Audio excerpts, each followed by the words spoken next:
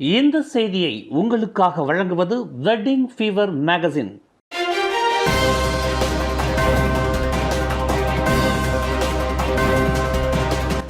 வணக்கம். திசைகளின் 10 மணி செய்திகள்.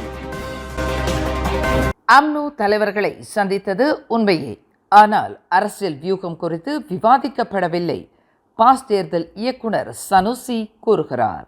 வரும் பொது தேர்தலில் அம்னோவிற்கும் பாஸ் கட்சிக்கும் இடையில் அரசியல் ஒத்துழைப்பு ஏற்படலாம் என்று ஆரிடம் கூறப்பட்டு வரும் வேளையில் அம்னோ தலைவர்களை சந்தித்தது உண்மையே என்று பாஸ் கட்சியின் தேர்தல் இயக்குனர் சனுசி நோர் தெரிவித்துள்ளார்.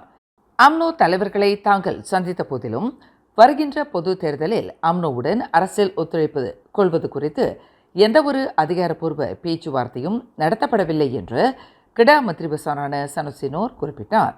அரசியல் ஒத்துழைப்பு கொள்வது குறித்து பாஸ் கட்சி தலைவரை தாம் சந்திக்கவில்லை என்று அம்னோ தலைவரும் துணை பிரதமருமான டத்துஸ்ரீ அமர் ஜாஹித் ஹமிடி நேற்று திட்டவட்டமாக தெரிவித்திருந்தார்.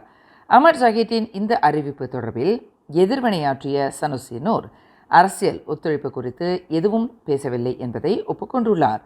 ஆனால் சந்திப்பு நடைபெற்றது என்றார். அடுத்த பொது தேர்தலில் அரசியல் ஒத்துழைப்பு கொள்வது குறித்து அம்னோ தலைவர்கள் சிலர் பாஸ் கட்சி தலைவர்களை சந்தித்து பேசியிருப்பதாக கடந்த திங்கட்கிழமை பாஸ் கட்சியின் தகவல் பிரிவு தலைவர் அமர் ஃபட்லி ஷாரி கூறியிருப்பது தற்போது அரசியல் வட்டாரத்தில் பெரும் பூகம்பத்தை ஏற்படுத்தியுள்ளது. அம்னோவும் பாஸ் கட்சியும் அரசியல் ஒத்துழைப்பு கொண்டால் வரும் பொது தேர்தலில் பெரும் அதிர்வலையை ஏற்படுத்தலாம் என்று அரசியல் ஆய்வாளர்கள் கூறுகின்றனர். சப்பாங்கில் உள்ள சீன பள்ளி ஒன்று மதுபான நிறுவனமான டைகர் பியர் கம்பெனியிடமிருந்து நிதி பெற்றது தொடர்பான விவகாரம் குறித்து விளக்கம் அளிக்கும் பொறுப்பு கல்வி அமைச்சர் ஃபல்லினா சிடேக்கிடம் ஒப்படைக்கப்பட்டுள்ளதாக அரசாங்க பேச்சாளர் ஃபமி ஃபான்சேல் தெரிவித்துள்ளார்.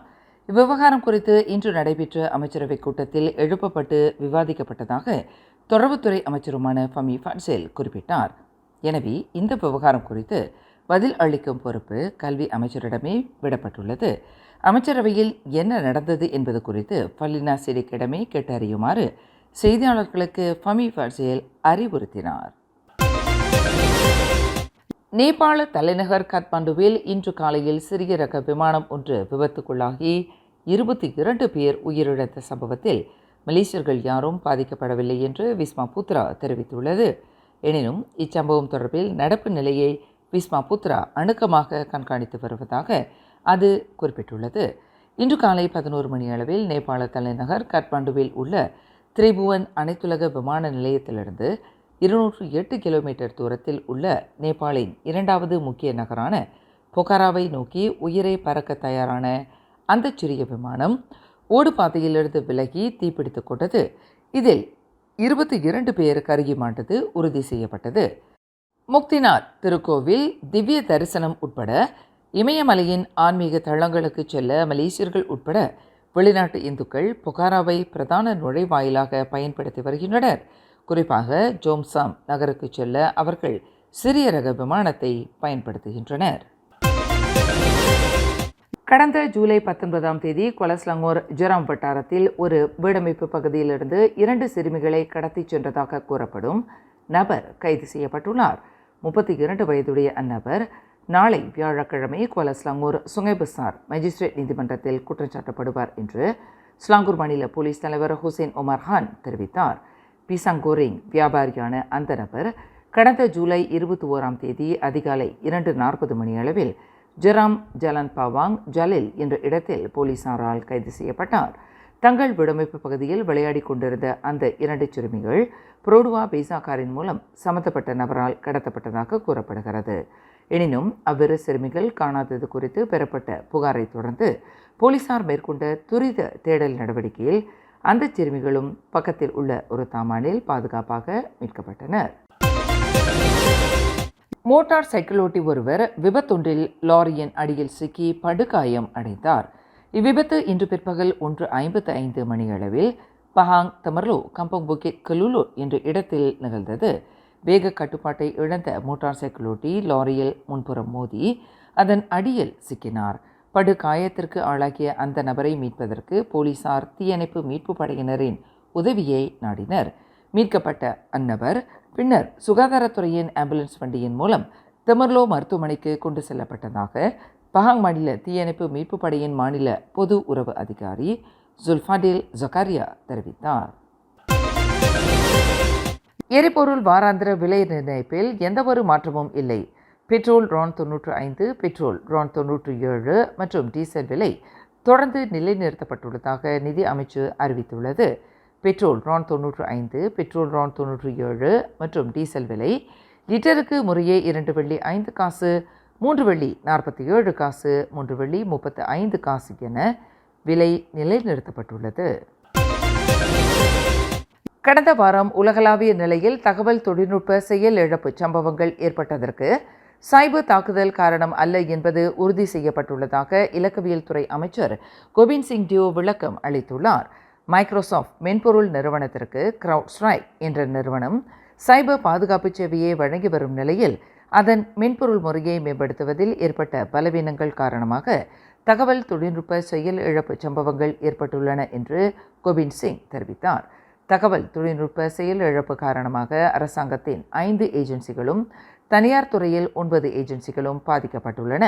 எனினும் இதனால் அந்த 14 ஏஜென்சிகளுக்கு எவ்வளவு இழப்பு ஏற்பட்டது என்பது குறித்த விவரங்கள் இன்னும் கிடைக்கவில்லை என்று கோபிந்த் சிங் குறிப்பிட்டார். அரசாங்க அளவில் போக்குவரத்து அமைச்சு, கல்வி அமைச்சு, புறநகர் வட்டார மேம்பாட்டு அமைச்சு, தேசிய சுகாதார கழகம் மற்றும் கிடா மாநில ஜக்காத் வாரியம் பாதிக்கப்பட்டன. எனினும் தனியார் அளவில் பாதிக்கப்பட்ட நிறுவனங்களின் பெயர்கள் குறிப்பிடப்படவில்லை என்றாலும் விமான சேவை, வங்கி சேவை மற்றும் போக்குவரத்து சேவைகள் பாதிக்கப்பட்டுள்ளன என்று அமைச்சர் கோபிந்த் சிங் விளக்கினார். மேலும் சைபர் பாதுகாப்பை உறுதி செய்வதற்கு 2024ஆம் ஆண்டு சைபர் பாதுகாப்பு சட்டம், 2010ஆம் ஆண்டு தனிநபர் தரவுகள் பாதுகாப்பு சட்ட திருத்தம் போன்றவற்றை அறிமுகப்படுத்துவது மற்றும் அவற்றை பலப்படுத்துவதற்கு புதிய சட்ட திருத்த மசோதாக்களை மக்களவையில் தாக்கல் செய்யவிருப்பதாக இன்று புத்ராஜயாவில் நடைபெற்ற சிறப்பு செய்தியாளர்கள் கூட்டத்தில் கோபிந்த் சிங் இதனை தெரிவித்தார். Serangan cyber. Ianya berlaku kerana susulan kelemahan yang wujud pada sistem perisian kemas kini, CrowdStrike. Kelemahan ini telah pun mengakibatkan sistem operasi Microsoft terganggu dan pengguna-pengguna yang menggunakan Microsoft tidak dapat akses kepada sistem komputer mereka. Saya rasa semua di sini masih ingat bila kita cuba untuk akses, apa yang kita lihat adalah satu skrin yang berwarna biru. Ya, kita tidak boleh melalui tahap tersebut. எனினும் தகவல் தொழில்நுட்ப செயலிழப்பு சைபர் தாக்குதலினால் ஏற்படவில்லை என்றாலும் இதுபோன்ற சம்பவங்களை இலக்கவியல் அமைச்சு கடுமையாக கருதுவதாக கோபிந்த் சிங் குறிப்பிட்டார். உயர்கல்வி சேவை நிறுவனத்தின் தலைமைச் செயல்முறை அதிகாரியான பேராசிரியர் அந்தஸ்தை கொண்ட முக்கிய அதிகாரி ஒருவர் மலேசிய ஊழல் தடுப்பு ஆணையமான SPRMனால் கைது செய்யப்பட்டுள்ளார். அந்த கல்வி நிறுவனத்திற்கு சொந்தமான 2,70,000 வெள்ளியை தனது சொந்த நலனுக்கு பயன்படுத்தி முறைகேடு புரிந்ததன் காரணமாக அந்த தலைமைச் செயல்முறை அதிகாரி கைது செய்யப்பட்டதாக SPRM வட்டாரம் தெரிவித்தது. நேற்றிரவு 7 மணி அளவில் புத்ராஜயாவில் உள்ள SPRM தலைமையகத்திற்கு அழைக்கப்பட்ட 60 வயதுடைய அந்த பேராசிரியர் விசாரணைக்கு பிறகு கைது செய்யப்பட்டதாக தெரிகிறது. அந்த பேராசிரியர் இன்று புத்ராஜயா மேஜிஸ்ட்ரேட் நீதிமன்றத்தில் நிறுத்தப்பட்டு அவருக்கு எதிரான தடுப்பு காவல் அனுமதியை SPRM பெற்றுள்ளது. கைமி சூறாவளி புயலினால் தைவானில் எதிர்பார்க்கப்பட்டுள்ள மோசமான வானிலை காரணமாக கோலாலம்பூருக்கும் தைபேவிற்கும் இடையிலான விமான சேவைகளை மலேசிய ஏர்லைன்ஸ் இன்று ரத்து செய்துள்ளது. MH366 மற்றும் MH367 ஆகிய 2 விமான சேவைகள் ரத்து செய்யப்பட்டுள்ளன.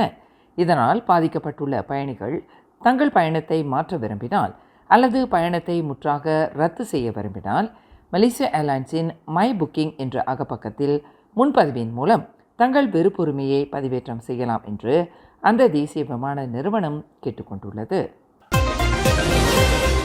கிள்ளான் பள்ளத்தாக்கில் நீர் சுத்திகரிப்பு மையங்களின் செயல்பாட்டை நிறுத்த வேண்டிய கட்டாயம் ஏற்படும் அளவிற்கு நீர் மாசுபாட்டிற்கு காரணமான 2 நபர்கள் இன்று கைது செய்யப்பட்டுள்ளனர். 7 மாவட்டங்களில் நேற்று முதல் குடிநீர் விநியோகம் பாதிக்கப்படும் அளவிற்கு துர்நாற்றம் மற்றும் ரசாயன கசிவிற்கு காரணமான தொழிற்சாலை கண்டுபிடிக்கப்பட்டதை தொடர்ந்து அதன் 2 பொறுப்பாளர்கள் தடுத்து வைக்கப்பட்டுள்ளதாக சுற்றுச்சூழல் இலாகாவின் தலைமை இயக்குனர் வான் அப்துல் லத்தீப் ஒன் ஜாஃபர் தெரிவித்தார். நீர் மாசுபாடு சுங்கைக்குண்டாங் மற்றும் சுங்கை சம்பாவில் ஏற்பட்டதன் காரணமாக 4 நீர் சுத்திகரிப்பு மையங்களின் செயல்பாடுகள் நிறுத்தப்பட்டன. இதனால் பிட்டாலிங், கிள்ளான், ஷா அலாம், கொம்பா, கோலாலம்பூர், உலுஸ்லாங்கோர் மற்றும் கோலஸ்லாங்கோர் ஆகிய பகுதிகளில் குடிநீர் விநியோகம் பாதிக்கப்பட்டு மக்கள் பெரும் சிரமத்திற்கு ஆளாகினர். உதவி தேவைப்படுகின்றவர்களுக்கு அரசாங்கத்தின் உதவி திட்டமான காசை உதவியை பெற்றுத் தருவதாக கூறி பாமர மக்களை ஏமாற்றி மோசடி செய்த குற்றத்திற்காக உடல் உழைப்பு தொழிலாளர் ஒருவருக்கு 21 ஆண்டுகள் சிறையும் 14 பெரம்படி தண்டனையும் விதிக்கப்பட்டது. இன்று ஈப்போவில் 2 வெவ்வேறு மேஜிஸ்ட்ரேட் நீதிமன்றங்களில் நிறுத்தப்பட்ட 49 வயது முகமது அல்மி இஸ்மாயில் என்ற அந்த தொழிலாளிக்கு எதிராக மொத்தம் 13 மோசடி குற்றச்சாட்டுகள் கொண்டு வரப்பட்டன. இந்த 13 குற்றங்களுக்கும் மொத்தம் 21 ஆண்டுகள் சிறை தண்டனை விதிக்கப்பட்ட போதிலும் தண்டனை ஏக காலத்தில் அமலுக்கு வருவதால் அந்நபர் 4 ஆண்டுகள் மட்டுமே சிறை தண்டனை அனுபவிக்க நேரிடும் என்று தெரிவிக்கப்பட்டுள்ளது. அலுவலகத்தில் பணிபுரியும் சக பெண் பணியாளரிடம் ஆபாச சேட்டை புரிந்ததாக நம்பப்படும் ஆடவர் ஒருவரை அம்பாங்ஜுயா போலீசார் கைது செய்துள்ளனர். கடந்த ஜூலை 12ஆம் தேதி புத்ரா பிளாசாவில் உள்ள அலுவலகத்தில் அந்த ஆடவர் ஒழுங்கீனமாக நடந்து கொண்டதாக 44 வயது சக பெண் பணியாளர் போலீசில் புகார் செய்துள்ளார். அந்த பெண்ணின் போலீஸ் புகாரை தொடர்ந்து 48 வயதுடைய அவ்வாடவர் அன்றைய தினமே கைது செய்யப்பட்டதாக அம்பாங்ஜோயா மாவட்ட போலீஸ் தலைவர் ஏசிபி முகமது அசம் இஸ்மாயில் தெரிவித்தார். அந்த நபர் குற்றவியல் சட்டம் 509 பிரிவின் கீழ் தடுத்து வைக்கப்பட்டு விசாரணை செய்யப்பட்டு வருவதாக அவர் மேலும் கூறினார். மேலும் செய்திகளை தெரிந்து கொள்ள கீழே இருக்கும் பெல் பட்டனை அழுத்துங்கள். உங்கள் மகிழ்ச்சியை வெளிப்படுத்த லைக் மற்றும் ஷேர் செய்யுங்கள். தொடர்ந்து திசைகளோடு இணைந்திருக்க சப்ஸ்கிரைப்